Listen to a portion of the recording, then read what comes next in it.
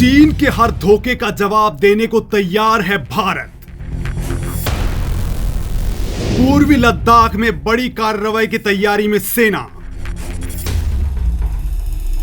दोस्तों, पिछले 70 सालों में दुनिया बदल गई, भारत बदल गया, लेकिन अगर कुछ नहीं बदला तो वो है चीन की चालबाजी। चीन जो बोलता है वो कभी नहीं करता। उसका वादा था कि पूर्वी लद्दाख की कई जगहों से पीछे हटने का, लेकिन अपना टेंट उखाड़ने के बावजूद चीन को अपने वादे से मुकरना ज्यादा आसान लगा। हालांकि धोखा देना तो चीन की फितरत में है, लेकिन इस बार भारत चीन के धोखे का करारा जवाब देने की तैयारी में है। भारत इस बार चीन को सबक सिखाने के मूड में है। इसी वजह से भारत ने पूर्वी लद्दाख में और सैनिक भेजने का फैसला किया है। साथ ही भारत ने अपनी रणनीति पर काम करते हुए ये तय किया है कि वो भी सीमा से लगी अग्रिम चौकियों से पीछे नहीं हटेगा। भारतीय सेना ने अब विवादित इलाकों में अतिरिक्त 35,000 जवानों की तैनाती कर दी है। रिपोर्ट के मुताबिक भारत और चीन के बीच अब एलएसी पर जारी विवाद के जल्द खत्म होने की कोई संभावना नहीं है।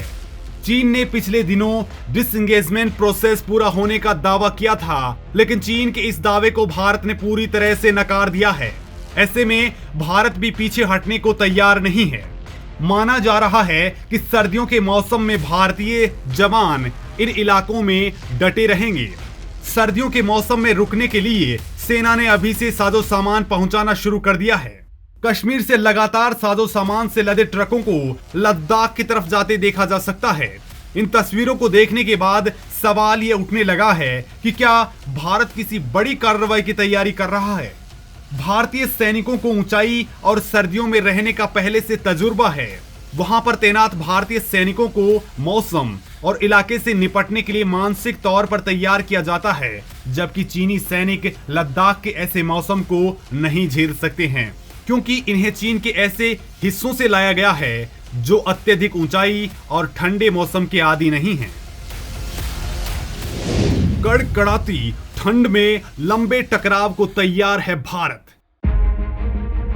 भारत ने अतीत से सबक लेते हुए सर्दियों में भी चौकसी बनाए रखने की तैयारी शुरू कर दी है।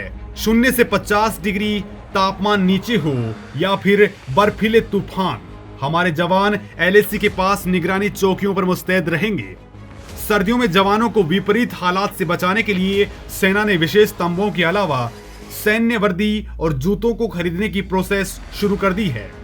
इसके अलावा पूर्वी लद्दाख सेक्टर में तैनात 35,000 सैनिकों को अत्यधिक ठंडे मौसम में पोर्टेबल कैबिन देने की तैयारी चल रही है। लद्दाख में एलएसी से सटे ज्यादातर इलाकों में सर्दियों में तापमान -25 डिग्री से -40 डिग्री तक चला जाता है।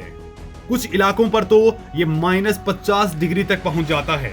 भारी बर्फ के बीच आगे बढ़ना नामुमकिन रहता है। इसके अलावा 40 किलोमीटर प्रति घंटे की गति से बर्फीली हवाएं चलती रहती हैं। वहीं बर्फीले तूफान आफत को और बढ़ा देते हैं। हालांकि भारतीय सैनिकों को ऐसे माहौल में रहने की आदत है। वो सालों से सियाचिन और करगिल में इस तरह के मौसम में रहते आए हैं। लेकिन दिक्कत तो चीनी सैनिकों के साथ होने वाली है, क्योंकि लद्दाख में जिन सैनिकों को तैनात किया गया है वो मेनलैंड चाइना से आते हैं। वहां के लोगों को इतनी ठंड सहने की आदत नहीं होती, लिहाजा चीन का इस इलाके में सर्दियों के मौसम में टिक पाना आसान नहीं होगा। पीछे हटने का वादा कर मुकर रहा चीन।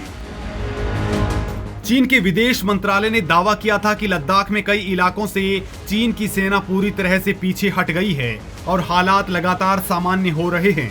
हालांकि इसके बाद भारत के विदेश मंत्रालय ने चीन के दावे को खारिज कर दिया था। मंत्रालय ने दावा किया कि पूरी तरह से सेना को पीछे हटाने के लिए दोनों देशों के सीनियर कमांडर्स की मीटिंग जल्द होगी। चीन ने यह भी कहा था कि भारत हमारे साथ मिलकर बातचीत के दौरान बनी सहमतियों को लागू करने पर काम करेगा, लेकिन चीन खुद ही अपने वादे से मुकर गया, जिसके बाद भारत ने फैसला किया कि वो अपनी जगह पर डटा रहेगा और पीछे नहीं हटेगा। दरअसल पेट्रोलिंग पॉइंट 17 और पेट्रोलिंग पॉइंट 17A पर चीन के करीब 50 सैनिकों को अभी भी तैनात किया गया है, जबकि उसके बाकी सैनिक कई स्थानों पर वापसी कर चुके हैं। सूत्रों की माने तो सेना की तरफ से LAC पर चीनी निर्माण की बहुत ज्यादा परवाह नहीं की जा रही है, क्योंकि लद्दाख सेक्टर के बाहर उसके 2 अतिरिक्त डिवीजन हैं। चीन जितने सैनिक लेकर आया है उससे कहीं ज्यादा भारतीय सैनिक वहां पर मौजूद हैं। पूर्वी लद्दाख में भारत बढ़ा रहा है ताकत। चीन की सेना पेंगोंग और फिंगर 4 से हटने को तैयार नहीं दिख रही है। हालांकि जिन इलाकों से सेना के पीछे हटने की बात हुई थी, वहां से भी चीनी सेना पीछे नहीं हटी है। ऐसे में भारत ने अपनी सैनिक क्षमता को और बढ़ा दिया है।